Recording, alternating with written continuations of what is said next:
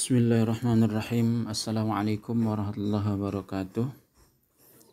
Anakku sekalian, anak kelas 6 MB Alisah, bagaimana kabar kalian? Mudah-mudahan kalian sehat semuanya. Ya, anakku sekalian, bertemu kembali dengan Bapak ya, pelajaran fikih ya. Mudah-mudahan kalian siap untuk pelajaran pada hari ini. Sebelum kita mulai, mari kita baca basmalah. Bismillahirrahmanirrahim. Ya, anakku sekalian, mari kita buka pelajaran 5 ya, buku fikih, yaitu tentang pinjam meminjam.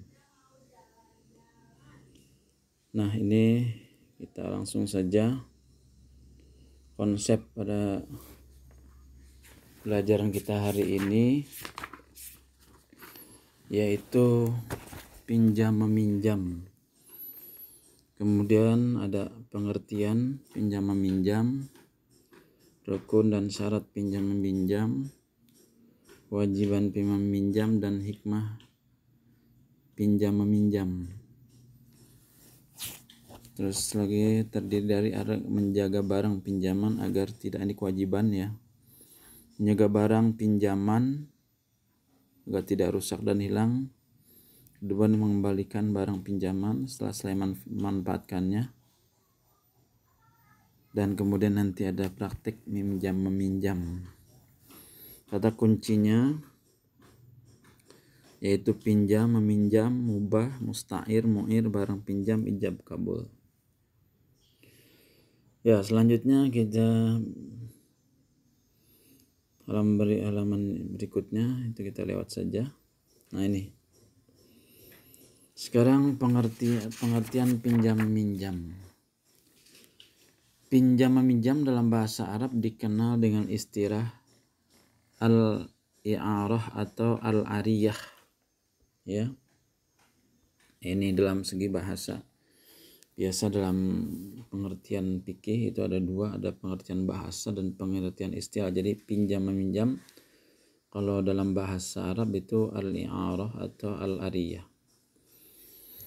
Nah, al-i'arah atau al-ariyah yaitu meminjamkan sesuatu kepada orang lain untuk diambil manfaatnya tanpa mengurangi nilai barang yang dipinjam dengan tanpa ganti. Nah, itu pengertian istilah. Jadi pinjam meminjam yaitu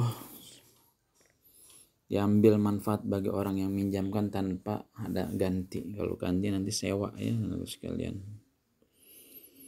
Selanjutnya ini pinjam meminjam ini merupakan suatu perbuatan yang sangat terpuji. Oleh karena itu Islam menganjurkan umatnya untuk saling menolong dengan meminjam suatu kepada orang lain agar memenuhi kebutuhannya. Nah, ini sesuai dengan firman Allah. Ya, ini surat Al-Maidah ayat 2. Wa ta'awanu 'alal birri wat taqwa wa la ta'awanu 'alal ismi wal udwan.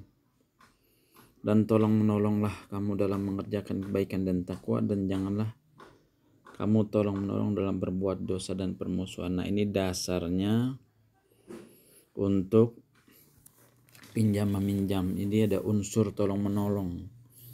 Ya, tolong menolong itu adalah di sini dianjurkan untuk tolong menolong dalam kebaikan dan takwa. Silakan kalau untuk kebaikan dan takwaan, tapi kalau untuk berbuat dosa dan permusuhan itu jangan tolong menolong ya. Seperti itu, nggak boleh dosa. Nah, selanjutnya kita langsung kepada rukun dan syarat pinjam meminjam. Satu, rukun pinjam yang pertama peminjam tentunya ini adalah orang yang punya barang ya. Nah, ini dalam istilah bahasa Arab namanya musta'ir. Jadi orang yang meminjamkan barang. Jadi dalam bahasa Arab istilah musta'ir. Kemudian orang yang meminjamkan.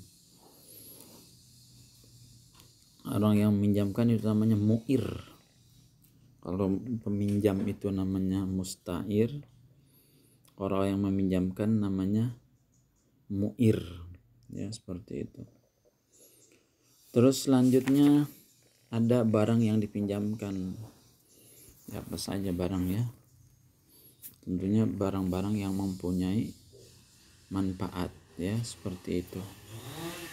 Kemudian ada ijab dan kabul.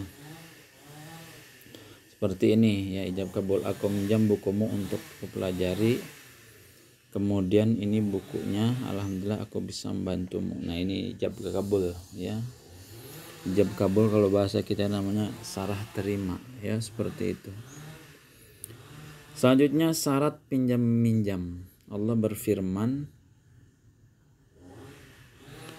ya ayyuhalladzina amanu idza tadayantum bidainin ila ajalin musamma. Wahai orang-orang yang beriman,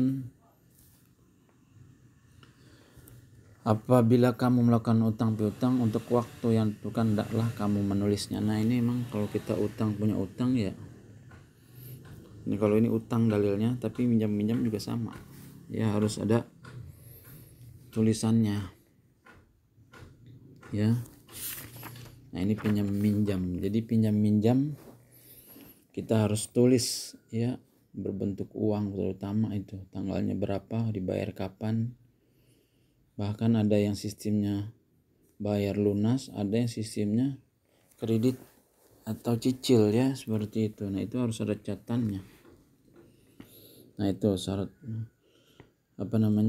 dalil tentang pinjam minjam supaya ada dicatat. Kemudian ada 3 syarat yang harus dalam pinjam meminjam. Yang pertama syaratnya, yaitu syarat peminjam, orang yang meminjamkan itu berakal sehat. Ya, akalnya harus sehat. Terus kemudian kedua, telah balik. Jadi yang minjam itu adalah orang yang berakal sehat dan telah balik atau dewasa berarti. Kemudian yang ketiga, mengerti mana yang baik dan yang buruk itu memayis. Ya, walaupun udah balik tapi nggak ngerti yang baik dan yang buruk itu nggak bisa. Terus kemudian tidak ada dalam kepaksaan harus, dalam artian kerelaan ya, seperti itu. Kemudian syarat-syarat yang dipinjamkan. Nah, ini berarti orang yang meminjam. Syarat yang dipinjamkan itu artinya barang. Pertama, barang yang bermanfaat. Jadi jangan barang yang tidak ada gunanya. Kemudian sesuatu yang tetap atau tidak berkurang nilainya setelah diambil manfaatnya. Jadi harus tetap pinjamnya seapa, terus kemudian balik lagi seperti itu juga. Kemudian barang milik orang yang meminjamkan. Jadi jangan barang orang lain, harus barang milik sendiri. Kalau barang orang lain pinjam-pinjamkan nggak boleh ya, seperti itu, kecuali ada beritahuan sebelumnya. Kemudian manfaatnya dapat diambil dari barang pinjam sesuatu yang dibolehkan dan tidak digunakan untuk perbuatan yang dilarang. Nah, ini silakan barangnya itu bisa diambil manfaat tapi jangan digunakan untuk sesuatu yang dilarang Allah Subhanahu wa taala. Kemudian syarat yang berkaitan dengan ijab kabul. Pertama, ijab kabul itu yaitu rela, artinya ikhlas, meminjamkan tanpa alasan. Kedua, ucapan rasa tanggung jawab atau barang yang dipinjamkan. Jadi ada rasa ikhlas dan juga ada rasa tanggung jawab ya, seperti itu. Kemudian kewajiban bagi peminjam. Pertama adalah menjaga barang pinjaman agar tidak rusak atau tidak hilang. Ya, harus dijaga dengan baik ya. Barang pinjaman apa saja ya, kalau berbentuk kendaraan atau apa saja, kalau kamu diantara teman ya buku penghapus, pensil apa dan sebagainya harus dijaga dengan baik. Kemudian kewajiban yang kedua adalah yaitu mengembalikan barang pinjaman setelah selesai memanfaatkannya. Itu jadi ada 2, menjaga barangnya, terus kemudian jadi mengembalikannya. Selanjutnya hikmah dari pinjam meminjam. Pertama, dapat meringankan kesulitan orang lain dengan bantu meminjamkan barang yang menjadi kebutuhannya. Ini kan artinya dapat meringankan, ya, dapat membantu lah. Kemudian dapat menimbulkan perasaan kebersamaan, persaudaraan, saling bantu di antara sesama. Nah, kalau kita saling minjam-minjam, bantu-membantu, ini ya, timbul saling persaudaraan. Jadi enak kita. Ya, kalau kita perlu kita bisa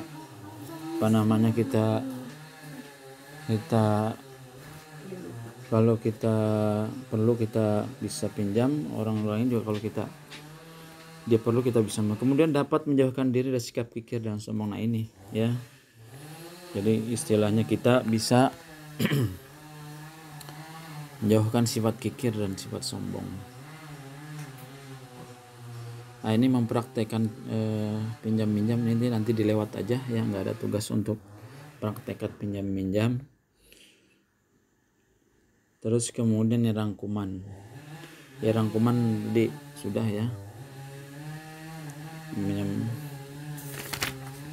pinjam-minjam berbahasa Arab al-i'arah atau al-ariyah. Pinjam meminjam adalah meminjam suatu pada orang lain untuk diambil manfaatnya tanpa mengurangi nilai barang yang dipinjam tanpa ganti atau imbalan. Rukun pinjam minjam ini 1 peminjam, 2 orang yang meminjamkan, 3 barang pinjaman, 4 ijab kabul. Syarat-syarat pinjam minjam adalah sebagai berikut. 1. Peminjam dan meminjamkan adalah orang yang telah balik dan akal sehat, mengerti mana yang baik dan buruk atau muayyiz, serta tidak dalam keadaan terpaksa atau saling ridho. Kedua, barang yang dipinjamkan harus berupa sesuatu yang bermanfaat, milik penuh yang dipinjamkan atau dikhawatirkan keberadaannya. Manfaat yang diambil dari barang pinjaman adalah yang dibolehkan, bukan untuk perbuatan yang dilarang. Dan barang pinjaman adalah sesuatu yang tetap dan tidak berkurang. Akad pinjam minjam dilandasi dengan sikap real ikhlas, minjam serta barang tanggung jawab serta barang yang dipinjam. 4. Dalam pinjam minjam, seorang pinjam tidak harus membayar untuk manfaat. Nah ini ya. Nah itulah ya materi pada kesempatan itu anak-anakku sekalian tentang pinjam meminjam ya. Kemudian ini Bapak hanya tugaskan kalian untuk menulis rangkuman aja deh ya, seperti itu. Jadi pertama tugas kalian menyimak video, yang kedua tulis rangkuman, cukup ya tugasnya menulis rangkuman. Nah setelah itu rangkumannya nanti difoto yaitu sesuai dengan link absen ya, seperti itu. Ya itu saja anakku sekalian materi pada kesempatan ini ya, mudah-mudahan kalian sehat semuanya. Ini kita sudah mau siap-siap mau persiapan ujian PM dan lain sebagainya. Mudah-mudahan kalian tetap sehat dan mempersiapkan diri untuk belajar lebih baik lagi. Terima kasih dari Bapak. Wabillahi taufiq hidayah. Assalamualaikum warahmatullahi wabarakatuh.